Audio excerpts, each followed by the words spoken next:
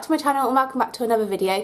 So today I'm going to show you how I make my own homemade Play-Doh. I've done a step-by-step video for you, which you'll see in a bit, but I just thought I'd mention that I think that my food colouring must have been out of date because I was going for like a Hulk pepperminty style Play-Doh and it coloured it, and we can still use it, but I think it must have been out of date because it just didn't take very well. I really hope you enjoy this video, and just to mention, you can add anything into there. We've just recently done a Christmas Play-Doh where I added some nutmeg and some cinnamon.